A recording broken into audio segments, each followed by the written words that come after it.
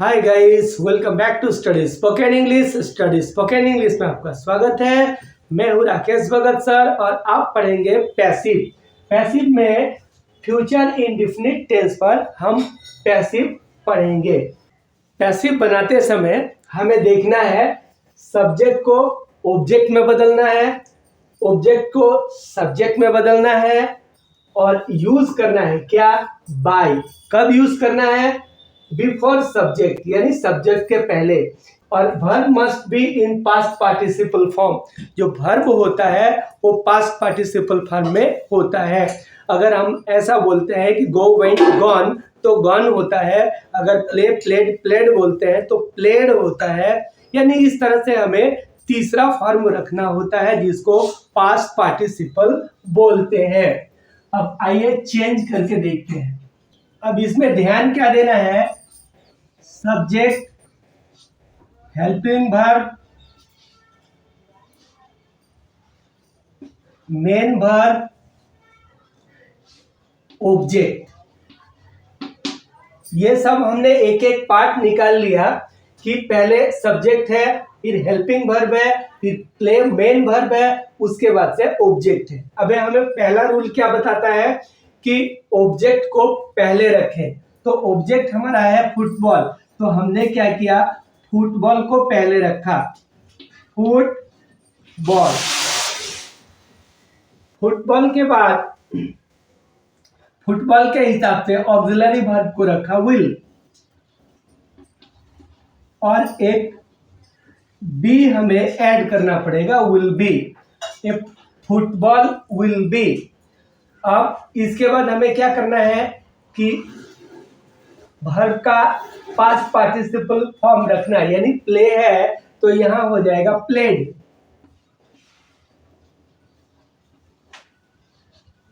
और सब्जेक्ट को हम ऑब्जेक्ट के रूप में ले गए, ऑब्जेक्ट को सब्जेक्ट के रूप में लेके आए और सब्जेक्ट को हमें ऑब्जेक्ट बनाना है। तो ऑब्जेक्ट बनाते समय क्या करना पड़ेगा? बाय, और ही है तो यहां हो जाएगा हिम। तो पूरा हुआ football will be played by him. तो यहां पे हमने देखा कि ये हो गया हमारा अब नया सब्जेक्ट, ये हो गया हेल्पिंग वर्ब, ये हो गया V3, और ये हो गया ऑब्जेक्ट, और उसके पहले हो गया बाय। तो आपने देखा कि ही विल प्ले फुटबॉल, वह फुटबॉल खेलेगा। और जब उसको पैसिव में हम बोलते हैं तो football will be played by him, यानी उसके द्वारा फुटबॉल खेला जाएगा। तो यहां हमें ऑब्जेक्ट की जरूरत नहीं पड़ती है। क्यों? क्योंकि फुटबॉल विल बी प्लेड कहने से ही वाक्य पूरा हो जाता है कि गेम खेला जाएगा। लेकिन हम समझने के लिए बाय लगाते हैं, और बाय लगा करके और सब्जेक्ट को रख देते हैं। तो सब्जेक्ट ही है तो यहाँ ऑब्जेक्ट में बदलेगा तो हिम हो जाएगा। तो इसलिए हमें क्या करना पड़ता है? समझने के लिए बाय हिम ये सब्जेक्ट को ऑब्जेक्ट के रूप में लिखना पड़ता है। और हम समझ लिए तो इसे लिखने की जरूरत नहीं है, क्योंकि फुटबॉल विल बी प्लेड बोलने से ही वाक्य कंप्लीट हो जाता है कि फुटबॉल खेला जाएगा। दूसरा वाक्य है the teacher will teach English. अब टीचर विल टीच इंग्लिश में यहाँ द टीचर, तो ये टीचर क्या है? सब्जेक्ट है। और इन सब्जेक्ट को चाहे आप डोअर कहिए या एजेंट कहिए। तो डोअर का मतलब होता है जो काम को करता है, और एजेंट का मतलब होता है वह माध्यम, काम करने का माध्यम होता है। तो टीचर को हम सब्जेक्ट भी बोलते हैं, डोअर भी बोलते हैं, और एजेंट भी बोलते हैं। कभी कभी सब्जेक्ट डोअर नहीं भी होता है और कभी कभी होता भी है। अब विल है तो ये हेल्पिंग वर्ब है, और टीच है तो ये मेन वर्ब है, और इंग्लिश है तो ऑब्जेक्ट है। अब पैसिव किसका बनाया जाता है? ऐसा वर्ब जिस वर्ब को ऑब्जेक्ट की जरूरत नहीं होती है उसका पैसिव नहीं बनता है। जैसे स्लीप, अगर हम कहें कि स्लीप, तो हमारा वाक्य कैसे बनेगा?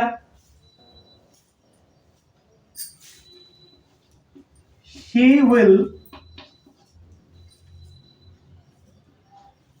sleep. She will sleep. वह सोएगी। अब सोएगी तो इसमें ऑब्जेक्ट क्या है? ऑब्जेक्ट का पता नहीं है। क्यों पता नहीं है? क्योंकि इसमें ऑब्जेक्ट की जरूरत नहीं है। कर्म सीधा किस पर हो रहा है? सब्जेक्ट के ऊपर हो रहा है। तो जब सब्जेक्ट के ऊपर कर्म हो रहा है कि स्लीप का काम कौन करता है? सी। और यहाँ इफेक्ट किसके ऊपर पड़ता है? किसी के ऊपर नहीं। यहाँ पे किसी के ऊपर इफेक्ट नहीं पड़ता है। तो ऐसी स्थिति में हम पैसिव का प्रयोग नहीं करते हैं।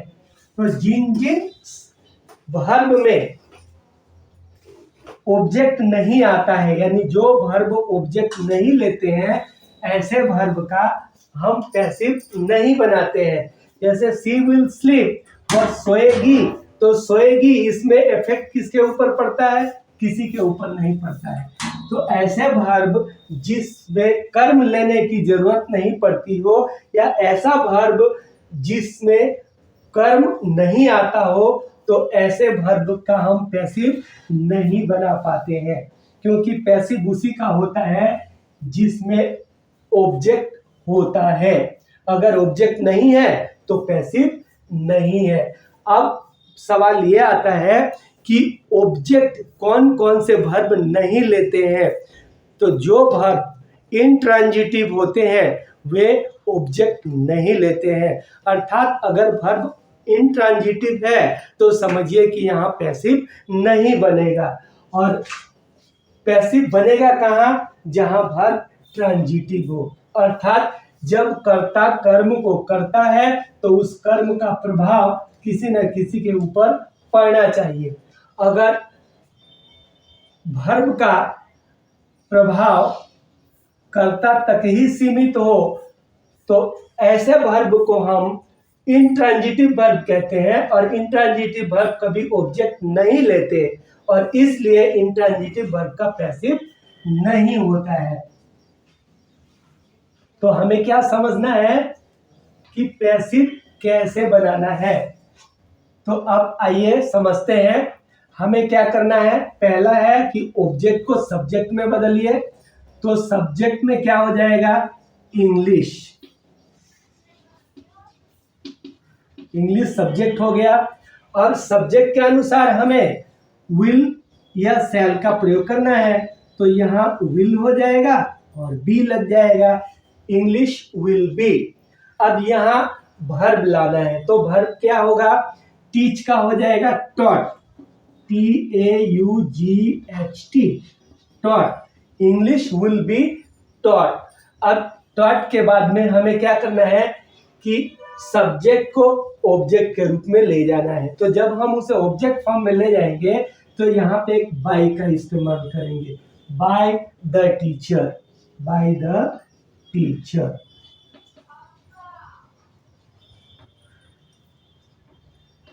तो हमारा पूरा वाक्य हुआ English will be taught by the teacher, यानी अंग्रेजी शिक्षक के द्वारा पढ़ाई जाएगी। अब कुछ कुछ परिस्थितियों में हमें एजेंट को यानी डोअर को या फिर कर्ता को लिखने की जरूरत नहीं होती है। क्यों नहीं होती है? क्योंकि यहाँ पे टीचर है तो ये अंडरस्टूड है कि पढ़ाने का काम टीचर ही करेगा। तो इंग्लिश विल बी टॉट कहा जाए तो यही हमारा वाक्य पूरा हो जाता है। इंग्लिश विल बी टॉट, अंग्रेजी पढ़ाई जाएगी। अगर ये कहा जाता है कि अंग्रेजी पढ़ाई जाएगी तो ये पूरा हो जाता है कि जरूर कोई ना कोई टीचर ही होगा जो अंग्रेजी को पढ़ाएगा। जैसे कि अगर हम यूं कहें, police will arrest the thief, क्योंकि ये पुलिस सभी जानते हैं कि अरेस्ट करने का काम करती है। तो जब सभी जानते हैं कि अरेस्ट करने का काम पुलिस करती है, तो यहाँ पैसिव में हमें पुलिस लिखने की जरूरत नहीं है। तो जैसे हमने ऑब्जेक्ट को सब्जेक्ट में लिया, the thief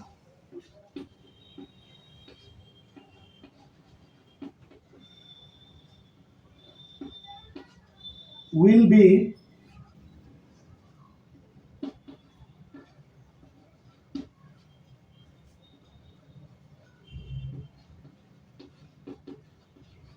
arrested. The thief will be arrested. चोर को गिरफ्तार किया जाएगा। अब ये अंडरस्टूड है बाय द पुलिस, यानी हम जानते हैं कि पुलिस ही गिरफ्तार करेगी, दूसरा का अधिकार नहीं है। यानी कुछ कुछ प्रोफेशनल होते हैं जिन प्रोफेशनल को सभी लोग जानते हैं, फिर उसे मेंशन करने की जरूरत नहीं होती है, इसलिए इसे लिखने की जरूरत नहीं है। The thief will be arrested. English will be taught. The thief will be arrested।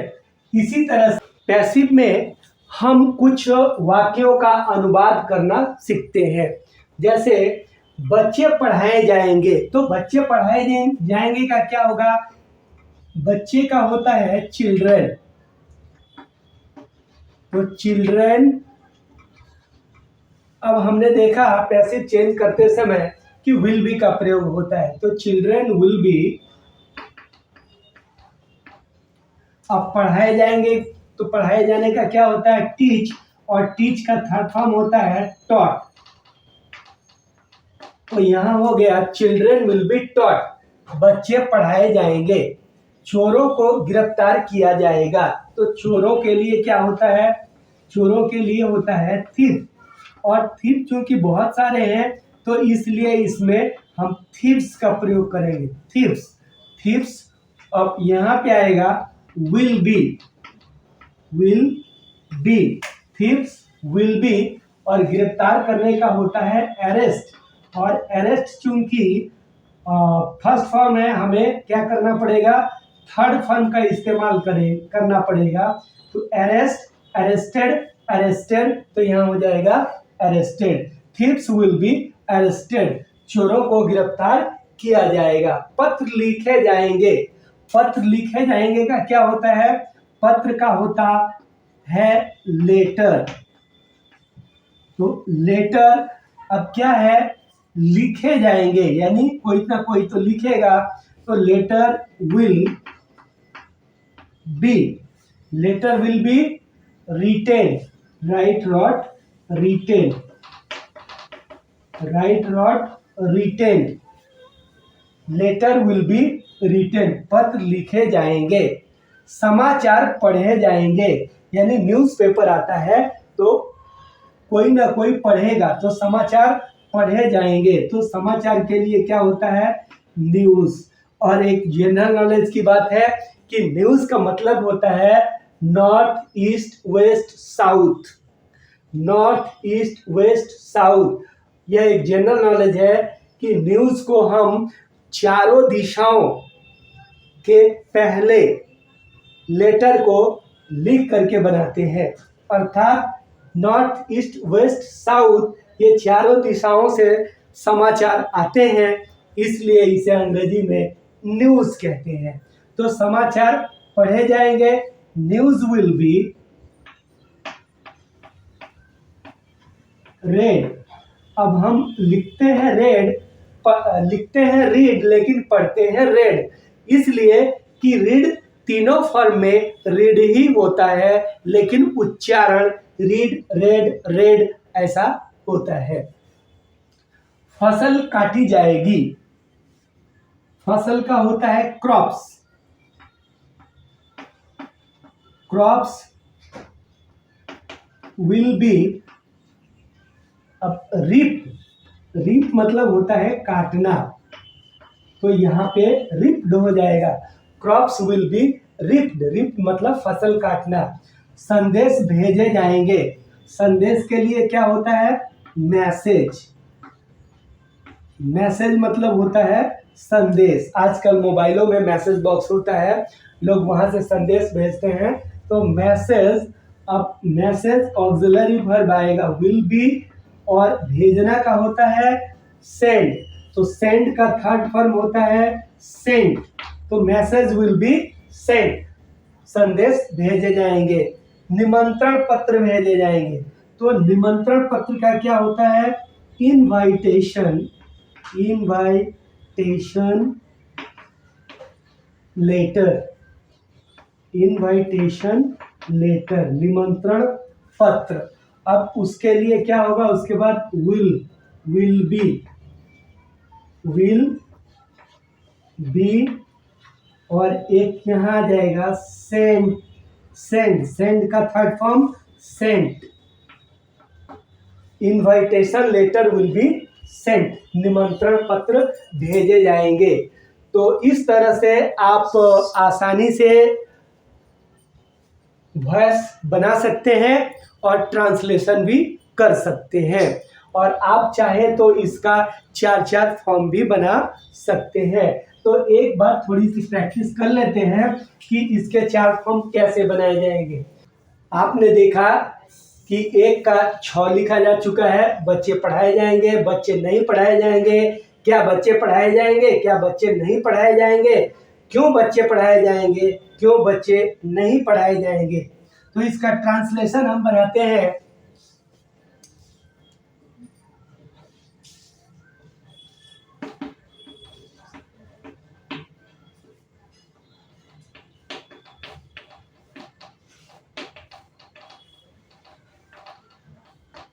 Children will be taught.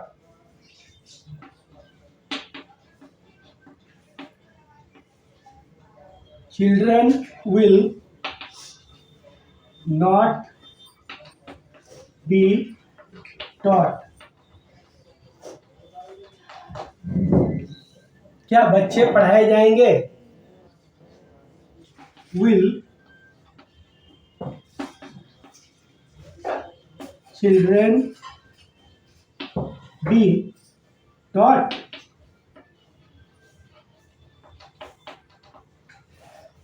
क्या बच्चे नहीं पढ़ाए जाएंगे? Will children not be taught?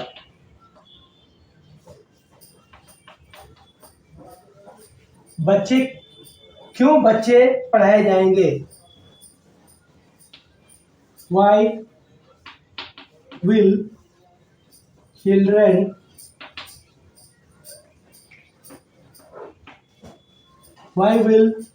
be taught?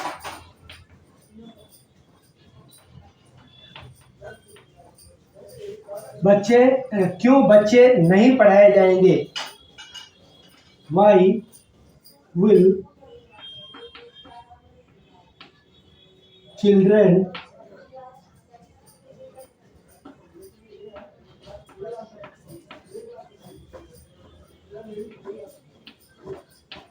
not be taught?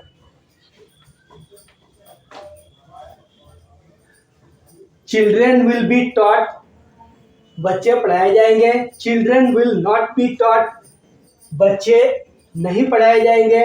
Will children be taught, क्या बच्चे पढ़ाए जाएंगे? Will children not be taught, क्या बच्चे नहीं पढ़ाए जाएंगे? Why will children be taught, क्यों बच्चे पढ़ाए जाएंगे? Why will children not be taught, बच्चे क्यों नहीं पढ़ाए जाएंगे? ये पैसिव के फॉर्म हमने इसलिए लिखे कि आप ये समझे कि पैसिव बनाते समय अगर हमारा वाक्य इंट्रोगेटिव में है तो हमें पैसिव भी इंट्रोगेटिव ही बनाना पड़ेगा। अगर पैसिव बनाते समय हमारा वाक्य नेगेटिव में है तो हमें पैसिव नेगेटिव में ही बनाना पड़ेगा। तो पैसिव है क्या? पैसिव सिर्फ बोलने का एक तरीका है। हम एक्टिव में सीधे सीधे बोलते हैं कि कार्य कौन करता है, यानी कर्ता कार्य को करता है तो हम सीधे सीधे बोल देते हैं, जैसे रमेश पढ़ता है, मैं लिखता हूँ। तो इस तरह से फ्यूचर में इसको कैसे बोलेंगे कि रमेश पढ़ेगा, मैं लिखूँगा, वे लोग देखेंगे। इस तरह की हम बोल तो देते हैं, लेकिन जब उसी चीज़ को पैसिव में बोला जाता है तो उसका अर्थ नहीं बदलता है, सिर्फ सेंटेंस का रूपरेखा बदलता है, अर्थ बिल्कुल नहीं बदलता है। तो अगर कहा जाता है क्या बच्चे नहीं पढ़ाए जाएंगे, तो इसका एक्टिव क्या होगा? अब इसका एक्टिव के लिए हमें क्या ढूंढना पड़ेगा कि यहाँ पैसिव वॉइस में ऑब्जेक्ट कौन है।